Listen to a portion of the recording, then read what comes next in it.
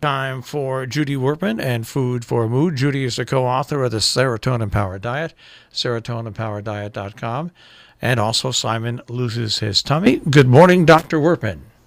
Good morning. Good morning. I worry about you. I worry about you when you hear poor you on Thursday mornings. You come into these conversations, and I always wonder what you think once you've hung up. I think that I would like to live in an area where I could hear these conversations every day. I think the radio program is wonderful. I forget what the old radio show was. Was it Fibber McGee and Molly? Yes. But stop it. It's basically. That's basically. But so do you know what happened? And I think a wimp in a blimp. That's from Animal House. Oh, I'm a wimp. Well, I'm a blimp. I got the worst end of the deal. Right, because I think that's the first thing people think of when they see me. No, it's not. She's such No, a I wimp. really feel like when I'm sitting in your living room hearing this delightful conversation between two people who one would like to get to know very, very well. That's the impression of the listener. Did you hear what the fundamental problem was about the Nina, the Pinta, and the Santa Maria, though? Judy? No. Okay. Marshall, No. tell Dr. Wurtman. Tell Aunt Judy. Let's just get to the show. No. First tell her what No, happened. let's just get to the show. All right, I'll have to tell you afterwards. Well, we're talking about something that I'm sure people who had very little to eat on those 3 ships coming from England probably would not be worried about, and that is what was actually in the food that they were eating. Hopefully that it wasn't too contaminated by whatever was on those ships after 2 or 3 months. Can you imagine? But yeah. But I sent you something about food labels, Jill, and we all take for granted, that you pick up something, be it a protein bar or a jar of peanut butter or a bag of potato chips, and if you are curious about what you're eating, what you're spending your money for, and bringing home, look at the food label in the back. Sometimes it's big enough to read without a magnifying glass. Sometimes you really feel that you should race to your ophthalmologist and get new glasses because the print's too small.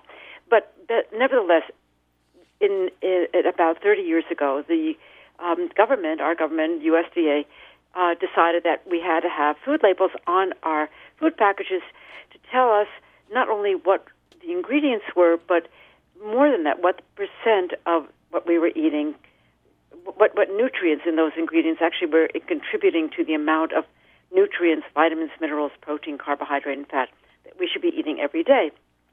But the actually interesting thing is that the reason for this occurred about 150 years ago, during the time of, right before actually Abraham Lincoln became president.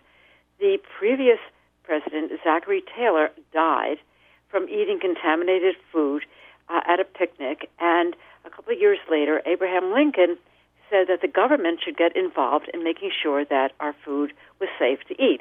Well, one may debate whether it is safe to eat all the time, and I think the answer is it probably isn't because of bacterial contamination, etc. But what the government has done by putting food labels on the food is to tell you what manufacturers are putting in the food that you're eating that might contribute to your nutritional health. The safety is really almost another issue entirely, and that's dealt with another agency. And I don't know whether either of you have looked at a food label recently, but I was just looking at a protein bar that I happen to have, and looking at it, it told me that this particular protein bar, which I sort of carry around in case I can't get a meal, was going to give me it had 20 grams of protein. Okay, so what does that mean? Well, if you look at it, it has the actual label has a percent. 20 grams of protein apparently gives me about 40% of the protein that I need to eat every day. And it also had about 24 grams of carbohydrate, and said it gave me a certain percent of the carbohydrate I have to eat every day. I think when people look at food labels, what they don't realize, because nobody sort of tells them this is what you should be looking for, is that you don't just look at the number of grams of something on the food label, but how does it actually contribute to everything you should be eating every day? And it can work positively and negatively. For example, if you were to look at, and as I wrote in this article that I sent you, if you look at, for example, a box or can of vegetable broth. I happened to have some in my kitchen when I was writing the article, so I went to look at it. And it had all the ingredients, and to my great horror, when I looked at the protein, fat, and carbohydrate on this box, it said 0%, 0%, 0% of what I have to eat every day. The only ingredient that this box of vegetable broth had was salt. Right. It was shocking. The best way to teach people about labels is to say, so yes, I'm a huge reader because now this goes back to dog food. This goes back to to pet food, because what you want at the beginning is actual protein, not water. And then byproduct, you want the chicken, the this, the that, and it happens to be high protein. So I know what I'm looking for on a label. But with processed foods, which is something that I've just been insane about for years, for people, because I don't know why more time isn't spent on why an entire generation is allergic to everything, etc. But I wouldn't be at all shocked if. Extrapolating from what's happened with antibiotics and antibiotic resistance, let's just skip over to the processing area. But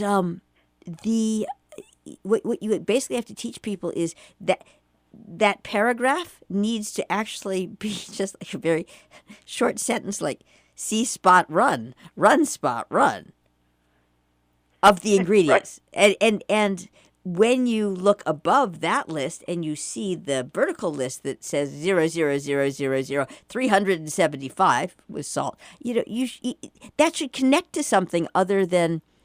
That's right, and I'm ashamed because I bought this. I think I bought flavored water. It was not cheap for flavored water.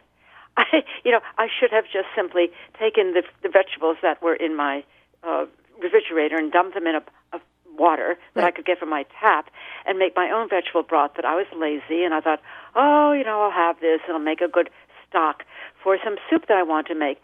Well, the point is the label said it. Nobody was trying to pull something over on me. Right.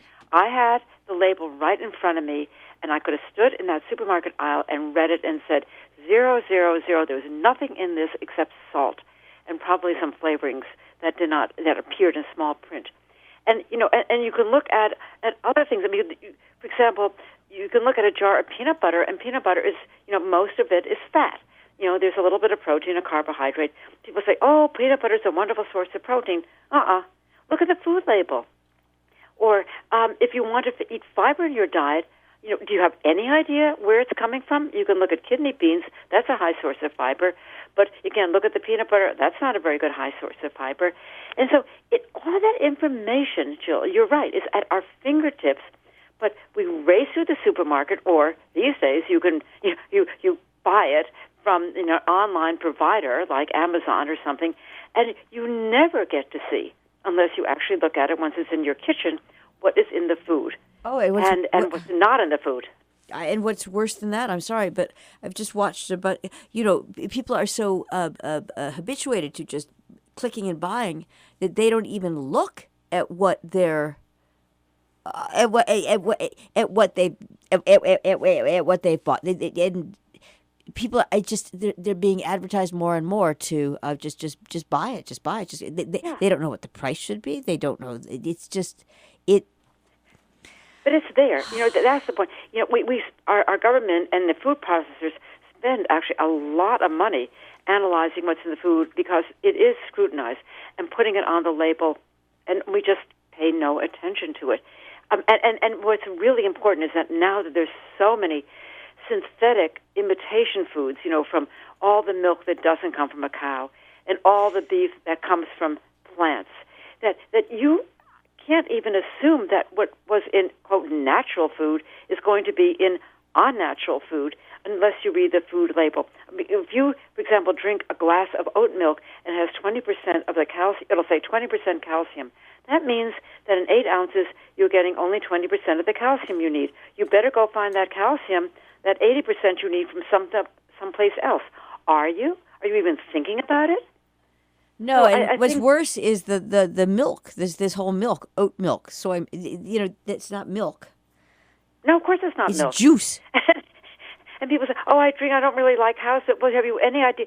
Look at the other ingredients. I mean, cow's milk has all sorts of vitamins in it and protein, and it's animal protein, which means it has all the amino acids we need. Does oat milk? Because oats don't. And I'm not saying you shouldn't be drinking that milk. There are many reasons that people want to have it, but that you should take advantage of that information. And I suspect that we have just generations of people who just don't even bother noticing because it's there, and we don't see oftentimes something that's always in front of our eyes. So, just in our last minute, once again, say why it was.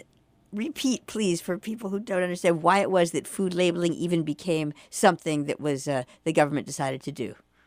Well, it first began because of contamination, what's called adulteration in food. If you looked at the foods that our great-grandparents were eating in the early part of the 20th century, you take something like milk that was loaded with chalk, or other foods that were loaded with sawdust or chemical flavorings. There was strawberry jam that had little pieces of sawdust put in it to resemble the seeds in strawberries, and artificial flavors that made it look red. And the government said, no, you can't do that anymore. You can't put lead into your food from the cans that were being used to process it.